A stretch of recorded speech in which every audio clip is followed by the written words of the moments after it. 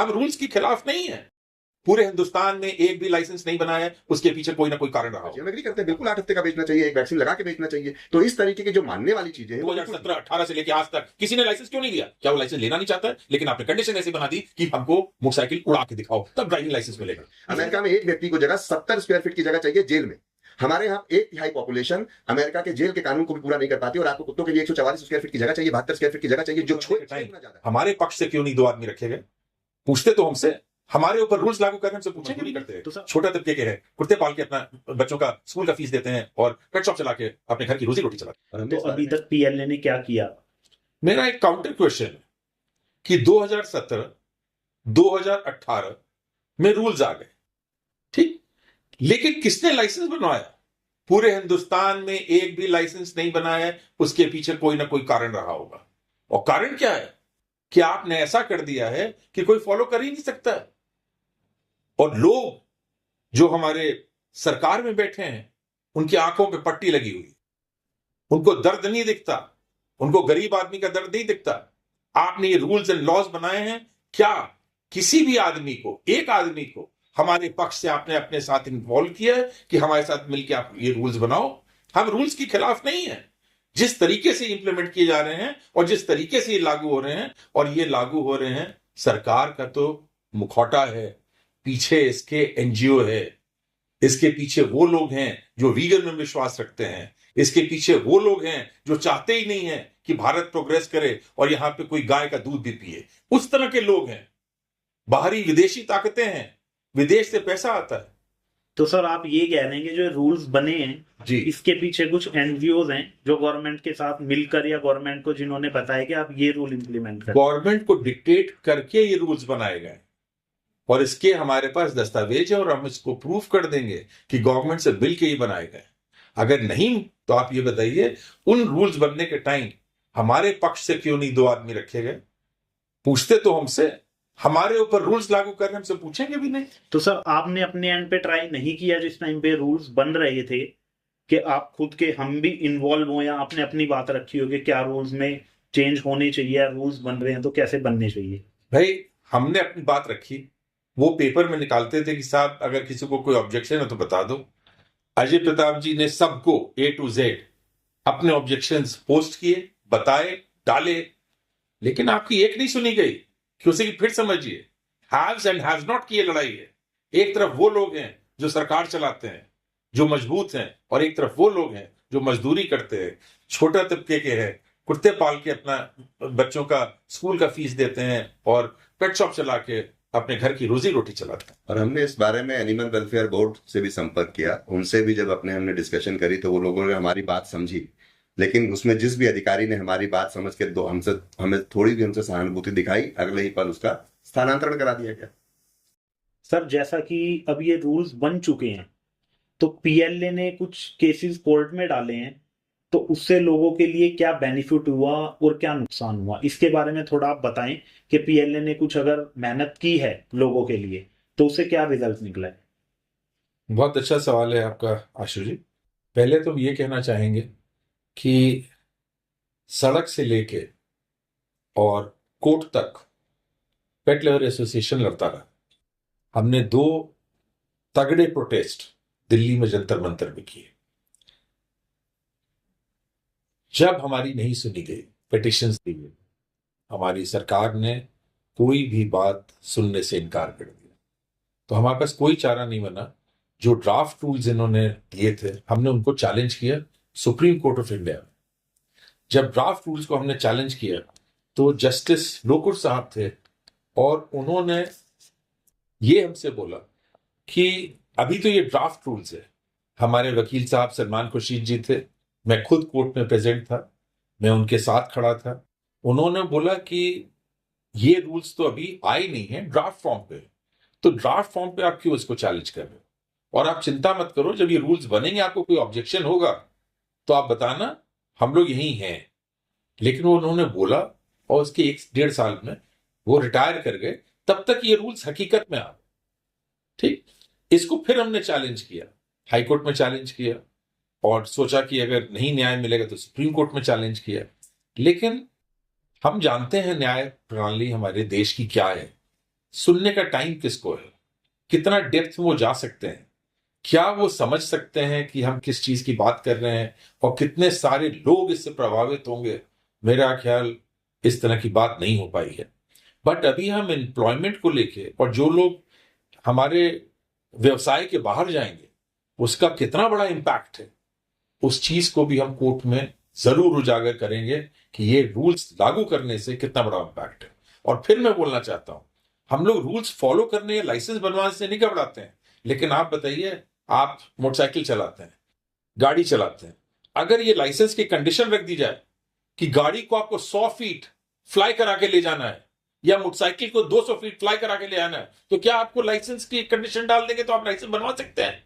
कभी नहीं बनवा पाएंगे आप ये लाइसेंस। इसी तरह के रूल्स और लॉज इस देश में लागू कराए गए हैं पेट शॉप रूल्स के नाम पर और dog breeding and marketing rules के नाम पर। बकवास है ये rules, it is absolutely nonsense. लोगों को लगता है कि गरीबों से सहानुभूति खत्म हो गई है, लोग चाहते हैं कि करोड़ों लोग इससे बिना रोजगार होकर घर में बैठ जाए। तो सर आप कैसे कह सकते हैं कि जो रूल्स हैं ये बकवास हैं? इनमें ऐसी क्या चीजें हैं वो थोड़ा सा आप बताएं। बकवास नहीं, बेकार है, उसका रीजन बताते हैं।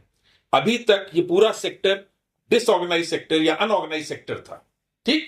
अचानक आप इसको ऑर्गेनाइज करना चाहते करो। आपने देखा है इस ट्रेड के अंदर 90% लोग पंजाब से लेके दिल्ली से लेके कश्मीर से लेके कन्याकुमारी तक 90% लोग पढ़े लिखे नहीं हैं, उनका ये व्यवसाय है।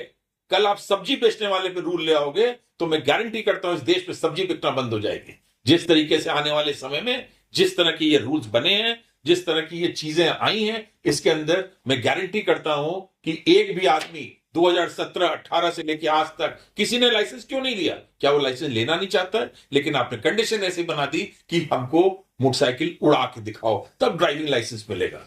इसमें सर कुछ पॉइंट्स आप मेरे को ये बताओगे, रूल्स में ऐसा है क्या जो लोग इसे फॉलो नहीं कर पा रहे? मैं इसके बारे में आपको बताता हूँ। जैसा कि राय साहब ने भी कहा कि अगर हमको ड्राइविंग लाइसेंस लेने जाना हो और आपको कंडीशन ऐसी लगा दी जाए कि आपको 200 मीटर मोटरसाइकिल को उड़ा के दिखाना है, तो नेचुरली आपको कभी लाइसेंस नहीं मिल पाएगा। सिर्फ उसी तरीके से ये रूल्स हमारे लिए इस व्यवसाय से भी जोड़कर इन्होंने ला दिए।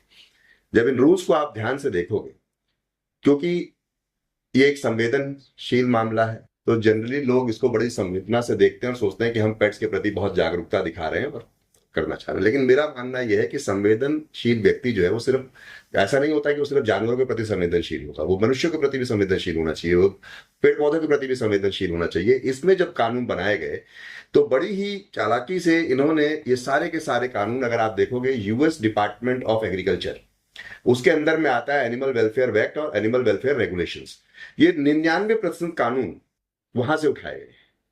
अब आप समझिए एक ऐसा देश जो हमसे जनसंख्या में 3 गुना कम है, जो हमसे 4 गुना कम है और हमसे जो लैंड एरिया है उसका वो 3 गुना ज्यादा है, उसकी इकोनॉमी 30 ट्रिलियन की है, मेरी इकोनॉमी 4 ट्रिलियन की है। वहां पर अगर प्रति व्यक्ति आय देखेंगे तो वहां पर प्रति व्यक्ति आय $89,000 है, हमारे यहाँ प्रति व्यक्ति आय $2,800 है। एक ऐसे देश में जब आप कानून वहां से लेकर आते हैं, मैं बड़ा अच्छा लगे कानून लेकर आए, तो लेकिन जब ये कानून आप 99% आपको जो कानून कहते हो, जो बाकी 1% जो बड़ी चालाकी से आपने बदल दिया, हमारी समस्या वहां है।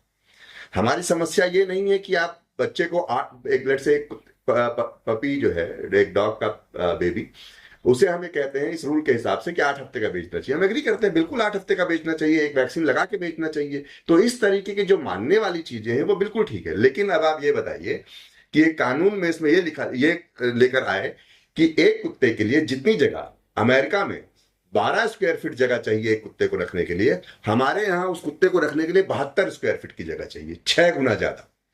तो एक ऐसा देश जो हमसे बहुत विकसित है, हमसे बहुत एडवांस है, जिसके रिसोर्सेज हमसे बहुत से ज्यादा हैं, तो वहां पर ये जो कानून बना है, जहां पर इसकी, जैसे आप अपने घर में देखिए, हमारे घर में एक कमरा कितने का, ज्यादा से ज्यादा 10 बाय 12 का या 12 बाय 12 का, 144 स्क्वायर फीट का। यहां पर अगर आपको 2 कुत्ते रखने हैं तो 2 कुत्ते का मतलब है 144 स्क्वायर फीट की जगह चाहिए। मैं द्वारका के एक HIG फ्लैट में रहता हूं, मेरे फ्लैट में तीनों कमरे में से कोई भी 144 स्क्वायर फीट का कमरा है ही नहीं। तो ये एक हो गया। दूसरा आप नियम देखोगे, जैसे ब्रीडर की डेफिनेशन, कौन है ब्रीडर? मैंने फिर वही कहा कि आपने अमेरिका से कानून तो ले लिए बट पूर्णता नहीं लिए, बहुत चालाकी इसमें दिखाते हुए ऐसा किया कि आप लोगों को दिखे कि हमने ये बहुत अच्छे कानून बनाए हैं, जो शायद न्यायपालिका भी उतने डीपर इसमें नहीं जा पाई, सरकार ने भी उतना इसको गहराई से नहीं देखा, और बड़ी चालाकी से जो 5-6 फैक्ट्स इसको ऐसे डाल दिए गए जिसको नहीं फॉलो कर सकते। जैसे मैं कह रहा हूं ब्रीडर की डेफिनेशन। अब ब्रीडर की डेफिनेशन अमेरिका में कहते हैं कि कोई भी व्यक्ति अगर अपने घर में 4 कुत्ते रखता है तो उसे हम एक हॉबी ब्रीडर मानते हैं, उसे ब्रीडर नहीं मानते। और हो सकता है आप भी और मैं भी पेट्स रखते हैं, घर में दो कुत्ते हैं हमारे यहाँ इस रूल के हिसाब से अगर आपके यहाँ एक कुत्ता हो गया और गलती से लेटेस्ट से आपने उसकी बायोलॉजिकल नीड पूरी करने के लिए किसी डॉग से उसको क्रॉस करा दिया, आप ब्रीडर हो गए। आपके यहाँ अगर एक फीमेल डॉग है और अगर आप चाहते हैं कि कभी उसकी साल में एक बार बायोलॉजिकल नीड या कभी पूरी जिंदगी में पूरी हो, उसके यहाँ 6 पपीज हो गए और आपने 6 पपी को बाहर किसी अपने दोस्त यारों में देना चाहा, तो आप ब्रीडर हो गए। तो ये एक बहुत बड़ा फ्लॉ है। इसकी वजह से हर पेट शॉप तो सर इसमें प्रॉब्लम क्या है, अगर मान लीजिए 5 पपीज हुए, हमने बाहर दे दिया, फिर मेरे को ब्रीडर कहते हैं, तो इसमें मुझे क्या रिक्वायरमेंट है? जैसे ही आप ब्रीडर बन गए तो ब्रीडर के बाद आते ही आपकी वो कानून आपके ऊपर लागू हो जाते हैं। क्या आपके यहाँ इतनी बड़ी फैसिलिटी है? क्या आपके पास इतना बड़ा कमरा है जिसमें एक कुत्ते को रखने के लिए 72 स्क्वायर फीट की जगह है? ये आपके लिए चैलेंज आ गया। क्या आपने अपने कुत्ते को हर महीने वेटनेरियन को दिखाया?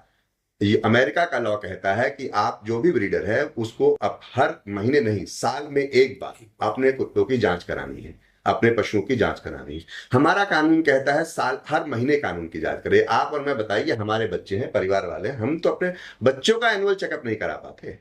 डॉग्स का एनुअल चेकअप कराएंगे और वेटनरियन की फीस आपकी 800 रुपए से लेकर के 1000 रुपए है। मान लीजिए कोई व्यक्ति जो 10 कुत्ते रखता है तो 10,000 रुपए हर महीने तो उसका इसी में खर्चा चला जाता है। उसकी इतनी आय नहीं है जितने आपने खर्चे कर दिए। और बहुत सारे ये जो व्यवसाय है ये लोग घरों में मिलकर करते हैं। अगर मान के चलिए कि बेटा बहू या पति पत्नी मिलकर कर रहे हैं तो दोनों की अगर 16-16 हजार तनख्वाहें भी आज की डेट में उसके लेबर के हिसाब से 18-18 हजार की तनख्वाहें भी मान ली जाए, ये हो गया, बिजली का बिल हो गया, ये सब खर्चे करके उसके साल में पूरे खर्चे ही पूरे नहीं होंगे। वो कहां से इस व्यवसाय को कर लेगा?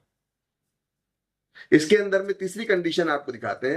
एनिमल वेलफेयर एसोसिएशन खुद कहता है, जो एनिमल वेलफेयर एक्ट जो अमेरिका का, वो कहता है कि आपको 3 साल में एक बार लाइसेंस लेना है। हमको यहाँ 2 साल में हर बार लाइसेंस चाहिए। वहां पर जैसे मैंने कहा कि प्रति व्यक्ति आय $89,000 है, वहां पर $500 की रिक्वायरमेंट है। हमारे यहाँ पर जो है इसी चीज को कम से कम $2,500 होना चाहिए, हमारे यहाँ 5,000 की रिक्वायरमेंट मांगी जा रही है। कंडीशन फॉर सेल ये कहता है कि अगर आप अपने पपी को 3 महीने में नहीं बेच पाए तो उस पपी को आपको न्यूट्र करा के बेचना पड़ेगा, न्यूट्र करा के कहीं प्लेस करना पड़ेगा। एक तरफ आप कहते हैं कि हम पशु प्रेमी हैं, आप सोचिए एक बच्चा जो 3 महीने का है या 4 महीने का है, वो पूरी तरह से विकसित ही नहीं हो पाया है, उसकी नसबंदी करा दी जाए। नसबंदी से हम सबको मालूम है, अगर उसमें साइंटिफिक रीजन में जाए, वैज्ञानिक तर्क अगर देखें, तो नसबंदी सिर्फ प्रजनन रोकने के लिए नहीं होती। अब जो नसबंदी के लिए जो ऑर्गन्स है जिसमें नसबंदी करी जाती है, वो ओवरी या टेस्टिकल्स जो है वो सिर्फ प्रजनन नहीं रोकते हैं, उसके साथ साथ उनका शरीर का शारीरिक विकास, उनका मानसिक विकास, ये सब भी जुड़ा हुआ होता है। एक ऐसी एज में, एक ऐसी अवस्था में उसे आप न्यूटर करते हो। और क्यों कर दे न्यूटर? बहुत सारे लोग जैसे जर्मन शेपर्ड डॉग है, उनका मेन काम है घर पे रखवाली करना। हमारे यहाँ बहुत सारा जैसे क्राइम रेट आप जानते हो कि बहुत अच्छा खासा क्राइम रेट है, लोग अपने घरों में डॉग रखना चाहते हैं। जैसे उसके टेस्टिकल्स आपने रिमूव कर दिए, उसकी तो पर्सनैलिटी खत्म हो गई, वो तो किसी काम का नहीं रहा। और दूसरा जो मैं सबसे बड़ा रूल आपके यहाँ पर लेकर आता हूँ, हमारे हिंदुस्तान में 33% आबादी 258 स्क्वायर फीट के मकान में रहती है, जिसका मतलब है अगर आप प्रति व्यक्ति उसको आप डिवाइड करेंगे तो 60 स्क्वायर फीट की जगह एक व्यक्ति को मिलती है। अमेरिका में एक व्यक्ति को जगह 70 स्क्वायर फीट की जगह चाहिए जेल में।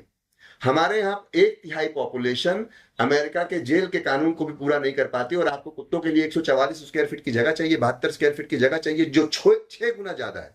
इसी प्रकार से इसी कानून को एक्सटेंड करके ये pet shop rules next year तक लेकर आ गए। 2017 में डॉग ब्रीडिंग रूल्स आए, 2018 में पेट शॉप रूल्स चले आए। इसके अंदर में आपने कहा कि पेट शॉप रूल्स को, सभी पेट शॉप्स को आइसोलेटेड जगह चाहिए, एक कमरा ऐसा होना चाहिए जिसमें अगर कोई जानवर बीमार हो जाए तो उसको आपको रखना है। एक कमरा आपका वो हो गया। दूसरा, सामान बेचने के अलग कमरा चाहिए। तीसरा, जो जानवर रखने का कमरा अलग चाहिए। और अगर जानवर जहां आपने पेट्स रखे हैं उस पेट्स में भी, चिड़ियाएं आप अलग कमरे में रखेंगे, डॉग और कैट्स आप अलग कमरे में रखेंगे, गिनी पिग्स, रैट्स अलग कमरे में रखेंगे। तो ये तो आपको बंगलो चाहिए, आपको दुकानें तो चाहिए ही नहीं, आपको पूरा मॉल चाहिए। और जिसके पास इतनी जगह है वो पेट शॉप क्यों चलाएगा सर? एक इसमें मैं ऐड करना चाहूंगा जी, अगर आप अपने जानवरों को ठीक पेट शॉप में छोड़ के जाना चाहते हैं, ठीक, तो आपको एक आदमी को रखना पड़ेगा जी, ये भी एक नियम है। ठीक, तो जब आदमी को हम रखेंगे तो उसको बाथरूम बना के भी देंगे और उसके लिए बिस्तर भी देंगे, फिर उसके लिए किचन भी जरूर देना होगा। ठीक। तो सर एक चीज मैं यहाँ पूछना चाहूंगा, जितनी भी अभी पेट शॉप्स चल रही हैं और जी। जितने भी लोग डॉग ब्रीडिंग कर रहे हैं, तो वो सभी कानूनी रूप से इलीगल हैं? बिल्कुल, अगर आज के आज की कानून तारीख को अगर में हम माने तो हमारी अभी जो बड़ी रीसेंट मुलाकात Delhi state animal welfare board से हुई, उसके हिसाब से उन्होंने कहा कि भाई आप इसे अपना एप्लीकेशन डालिए, और नहीं तो हम सारी आज की डेट में सारी दुकानें जो हैं सभी ब्रीडर इलीगल हैं। और अगर आप डालते भी हैं, जिसमें अगर वो 5,000 फीस देके डालते हैं, 110% आज की डेट में ये दुकानें किसी को भी रजिस्टर्ड नहीं हो सकती, कोई लाइसेंस नहीं हो सकते, क्योंकि ये नीड ही पूरी नहीं हो सकती।